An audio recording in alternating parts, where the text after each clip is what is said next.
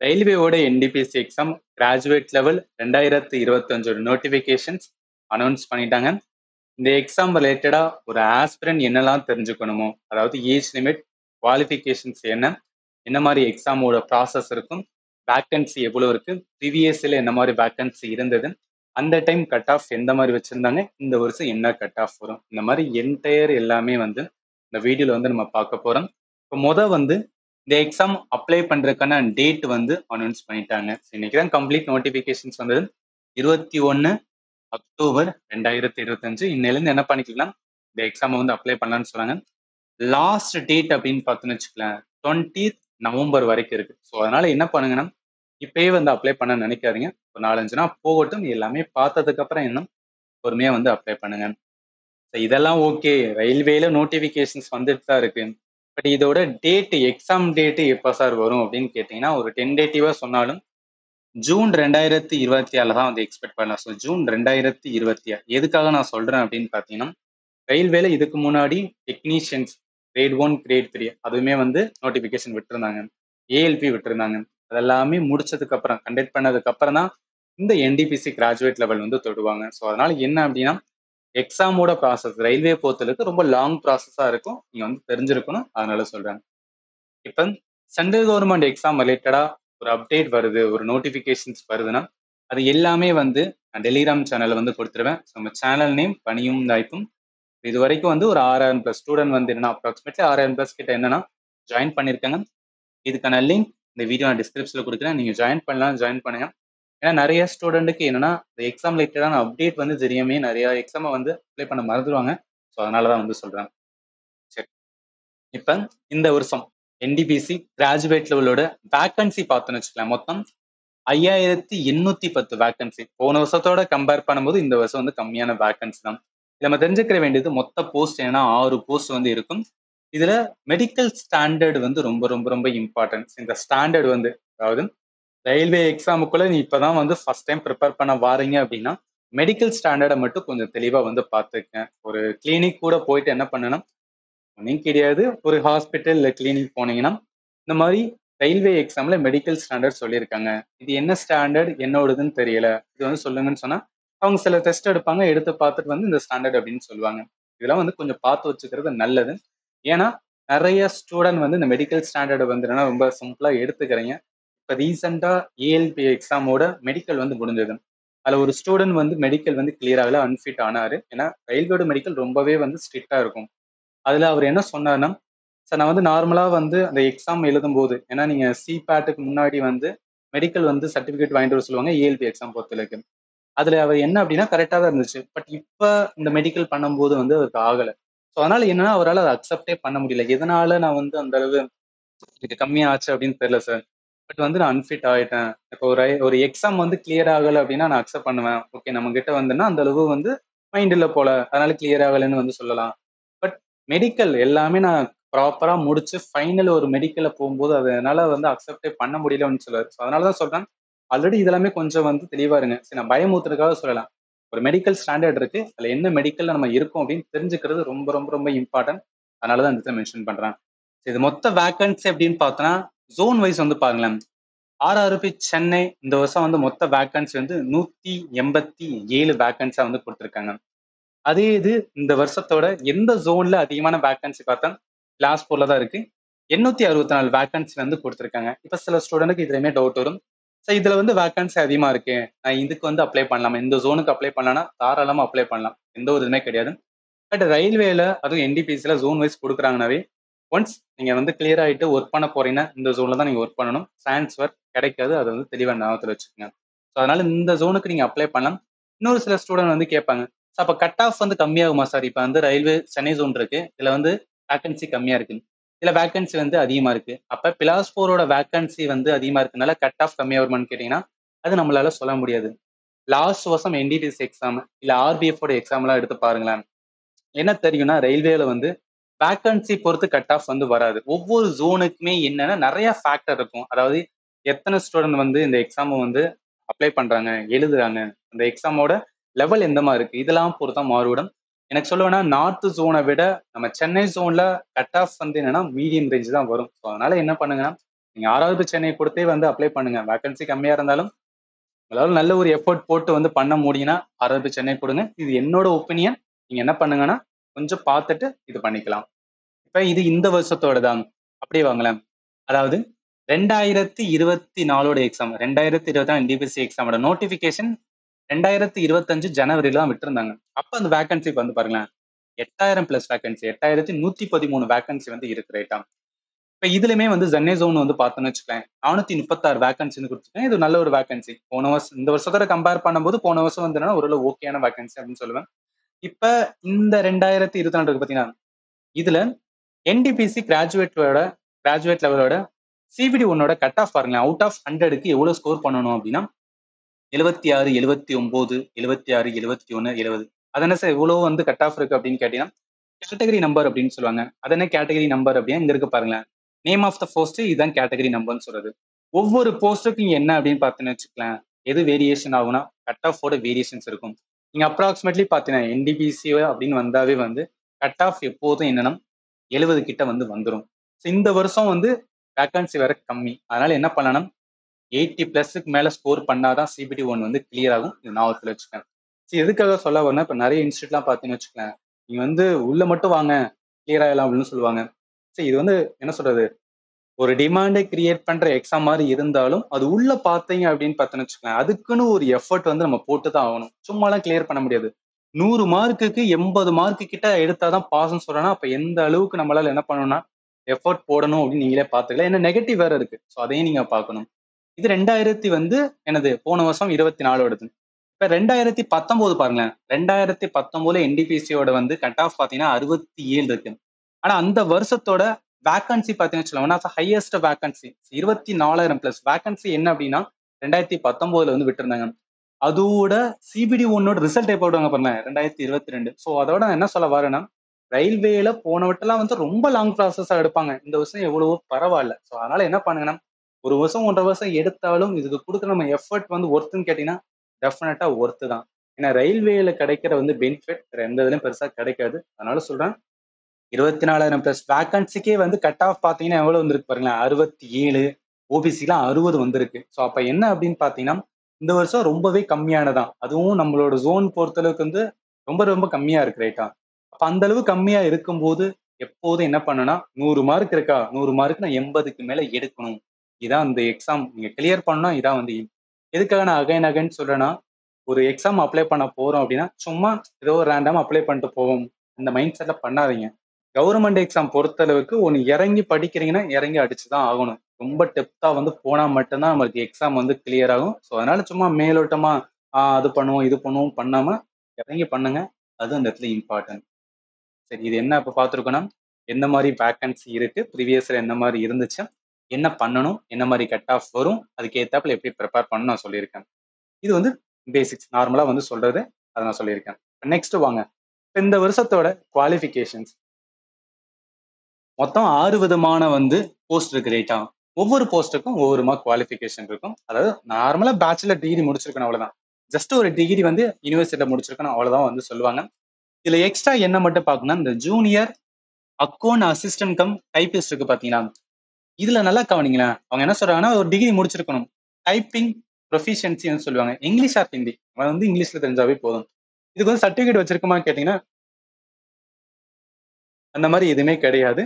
என்னன்னா இது வந்து ஒரு டெஸ்ட் வந்து கண்டக்ட் பண்ணுவாங்க. அதாவது என்ன மாதிரி இருக்கும்னு சொல்ல வரணும். இப்போ என்டிபிசியோட செலெக்ஷன் ப்ராசஸ் பார்த்தீங்கன்னா முதல் வந்து சிபிடி 1 அப்படின்னு சொல்லுவாங்க. அடுத்து சிபிடி 2 அப்படின்னு சொல்லுவாங்க. அடுத்து 3வது தான். இது 2 நீங்க கிளியர் பண்ணதுக்கு அப்புறம் தான் வந்து 3வது வரும். அதுல டைப்பிங் ஸ்கில் டெஸ்ட் இருக்கும். சில போஸ்ட்டுக்கு வந்து கம்ப்யூட்டர் பேஸ்ட் வந்து ஆப்டிடியூட் சிபேட் அப்படின்னு வந்து சொல்லுவாங்க. இது முடிச்சதுக்கு அப்புறம் டாக்குமெண்ட் வெரிஃபிகேஷன் அடுத்து மெடிக்கல் அடுத்து வந்து ஃபைனலான ரிசல்ட் வந்து ரிலீஸ் பண்ணுவாங்க. இப்போ அந்த இடத்துல வந்து சொல்றேன் பாருங்களேன். அதாவது என்னென்ன போஸ்ட்டுக்கெல்லாம் வந்து அந்த ஸ்கில் டெஸ்ட்ல பாத்தீங்கன்னா goods train manager and chief commercial cum ticket supervisor இதுக்கு மட்டும்தான் என்னென்ன ஸ்கில் டெஸ்ட் வந்து கிடையாது. மிச்சதுக்கு இருக்கிற senior clerk cum typist junior account assistant cum typist இந்த ரெண்டுக்கும் என்னன்னா computer based typing skill test வந்து கண்டக்ட் பண்ணுவாங்க. இது வந்து குவாலிஃபைங் நேச்சர் அப்படின்னு சொல்லுவாங்க. அவங்க சொல்றதுல வந்து நம்ம குவாலிஃபை பண்ண வந்து போதுமானதான். அடுத்து station master and traffic assistant இதுக்கு என்னன்னா சிபேட் இருக்கும். ஸோ சிபேட் அப்படின்னு சொல்லுவாங்க, கம்ப்யூட்டர் பேஸ்டு ஆப்டிடியூட் டெஸ்ட் அப்படின்னு சொல்றது. சரி, இது இப்போ நீங்க ஃபர்ஸ்ட் டைம் வந்து ரயில்வேக்குள்ள வாரீங்கன்னா இந்த மாதிரிலாம் இருக்கு அப்படின்னு தெரிஞ்சுக்கேன். எதுக்காக சொல்லணும்னா நீங்க ஒவ்வொரு இதுவும் முடிக்கும் போது, அதாவது சிபிடி 1 அண்ட் சிபிடி 2 அண்ட் வந்து சிபேட் சிபேட் இல்லை வந்து டைப்பிங் டெஸ்ட் ஒவ்வொன்றுக்கும் என்னன்னா கொஞ்சம் டைம் பீரியட் நடுவில் வரும்.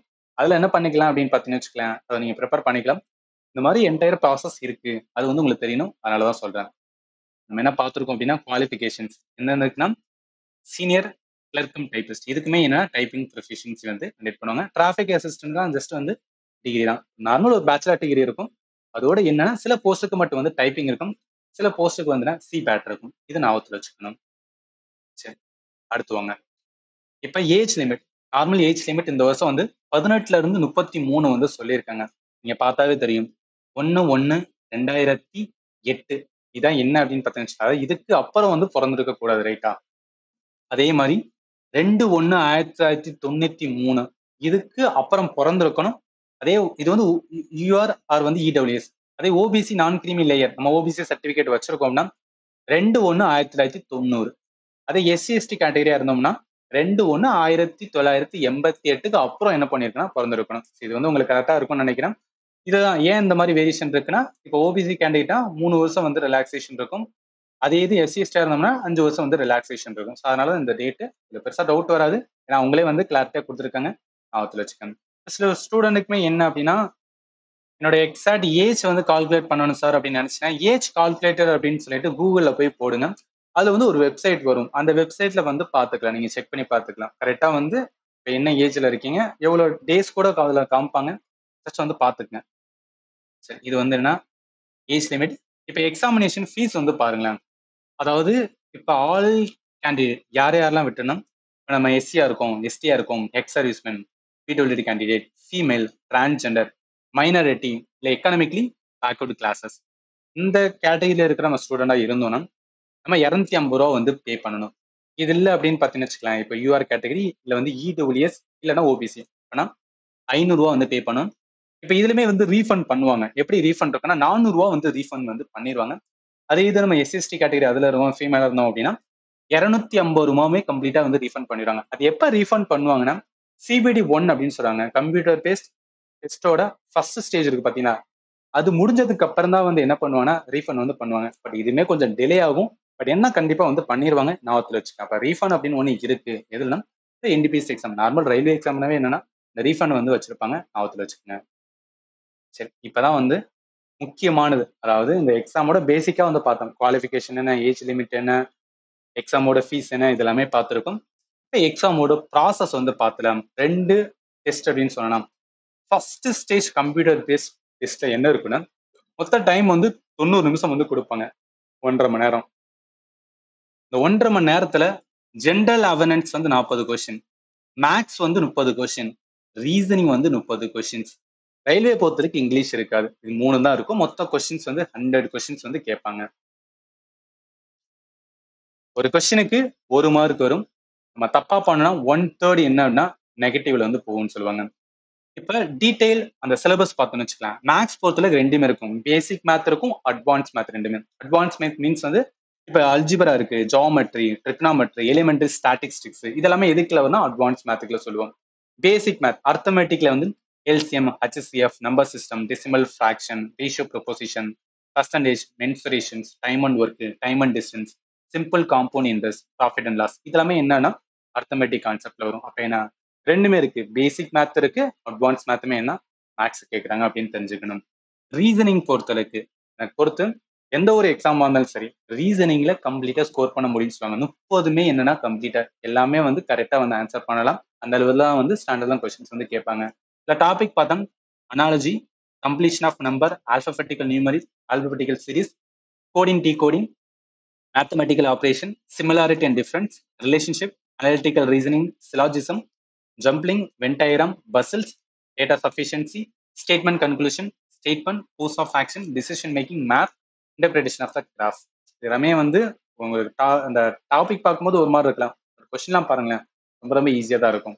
அடுத்து வாங்க, ஜென்ரல் அவேர்னன்ஸ். இதான் நம்ம ஏரியா. ஏன்னா நான் சென்ட்ரல் கவர்மெண்ட் எக்ஸாமுக்கு என்டையரா ஜிஎஸ் டாபிக் மட்டும் தான் வந்து டீச் பண்ணிட்டு இருக்கேன். ஜெனரல் அவேர்னஸ் பொறுத்தவரைக்கும் அது என்டிபிஸ்ல வந்து எல்லாமே வந்து இருக்கிற மாதிரி தான் இருக்கும். அதாவது current event of national international importance, games and sport, art and culture of India, Indian literature monuments, place of India, general science and life science up to 10th standard CBSE. ஏன்னா சென்ட்ரல் கவர்மெண்ட் எக்ஸாம்னாவே NCERT school போக்கில் என்ன இருக்கோ அதை வச்சு தான் கேட்பாங்க. The history of India, freedom struggle, physical, social, economic geography of India and world, India polity, governance, constitution, political system, general scientific and technological development including space and nuclear program of India, UN other important world organization, environmental issues concerning India and world at large, basic of computer and computer applications, common abbreviations, transport system in India, Indian economy, famous personality in India, India and world, flagship government program, flora of fauna of India, important government and public sector organization of India. So கவலைப்படாதீங்க, நான் general அவேர்னன்ஸ்க்கு எந்த மாதிரி வந்து score பண்ண, எந்த மாதிரி prepare பண்ண சொல்லிட்டு இதுக்கப்புறம் ஒரு வீடியோ வந்து நான் மேக் பண்ணி கொடுக்குறேன். அதில் வந்து ஸ்ட்ராட்டஜி சொல்லியிருப்பேன், என்னென்ன டாபிக் இருக்கு, ப்ரீவியஸ் இயர்ல இந்த வருஷத்துலையும் ஒவ்வொரு டாப்பிக்லையும் வெயிட்டேஜ் என்ன, இந்த டாபிக் இருக்குன்னா இதில் ஒவ்வொரு டாப்பிக்கும் என்னென்ன வெயிட்டேஜ் இருக்கும், அது எப்படி கேட்குறாங்க, எப்படி ப்ரிப்பேர் பண்ணணும், என்ன மாதிரிலாம் வந்து நம்ம ப்ரிப்பேர் பண்ணால் ஸ்கோர் பண்ண முடியும், இது எல்லாமே ஜென்ரல் அவேர்னன்ஸ்க்கு இதுக்கப்புறம் வீடியோவில் வந்து சொல்கிறேன். இப்போ ஜஸ்ட் வந்து என்னன்னா அந்த எக்ஸாமோட ப்ராசஸ் வந்து என்ன இருக்குன்னு சொல்லி பார்க்கறனால நான் வச்சுக்கேன். 3 தான், math, reasoning, general awareness. General awareness 40 question, math 30, reasoning 30, மொத்த கொஸ்டின் பார்த்தா 100, டைம் பார்த்தா 1.5 மணி நேரம். இது இருக்கா? ஒன்ஸ் இதை கிளியர் பண்றோம், இப்போ நம்ம சிபிடி 1 கிளியர் பண்றோம்னா சிபிடி 2 வந்து போகும். சிபிடி 2 சேம் சிலபஸ் தான், ஆனால் கொஸ்டின் மட்டும் வந்து சேஞ்ச் ஆகும். அதாவது இங்க 50 கொஸ்டின்ஸ் வந்து கேட்பாங்க, மேத்ல 35 கொஸ்டின் வரும், ரீசனிங் பார்த்தா 35 கொஸ்டின், மொத்த கொஸ்டின் 120 கொஸ்டின்ஸ். டைம் வந்து அதே தான், டைம் வந்து 1.5 மணி நேரம். இங்க பாருங்களேன், இங்க கொடுக்கறது வந்து என்னன்னா டைம் சேம் 1.5 மணி நேரம், 100 கொஸ்டின். இங்க என்ன பாத்தீங்க அப்படின்னா டைம் அதே 1.5 மணி நேரம், ஆனா 120 கொஸ்டின். அப்ப என்னன்னா கொஞ்சம் நம்மளுக்கு கொஸ்டின்ஸ் வந்து சேமா இருக்கிற மாதிரி இருக்கும், ஆனா டைம் கம்மியாகும் ரைட்டா. ஸோ அந்த டைமுக்குள்ள சால்வ் பண்றதா இங்க வந்து மேட்ரு. இங்க நார்மல் சென்ட்ரல் கவர்மெண்ட் எக்ஸாம்னாவே, எஸ்எஸ்சி ரயில்வே எக்ஸாம்னாவே இந்த டைமிங் தான் மேட்டர். எல்லா கொஸ்டினும் சால்வ் பண்ற மாதிரி இருக்கும், டைமுக்குள்ள சால்வ் பண்றோமா அதான் வந்து பார்ப்பாங்க. ஞாபகத்துல வச்சுக்கேன். இதுக்கும் சிலபஸ் சேம் சிலபஸ் தான், ஒரு வார்த்தை கூட வந்து மாறி இருக்காது. மேத்து, ரீசனிங்கு, ஜென்ரல் அவேர்னஸ் எல்லாம் பாருங்க சேம், ஒரு வார்த்தை கூட மாத்தாம அப்படியே வந்து கொடுத்துருப்பாங்க. அப்ப என்ன, நம்ம சிபிடி 1க்கு என்ன ப்ரிப்பேர் பண்றதோ அதுதான் வந்து சிபிடி 2க்குமே.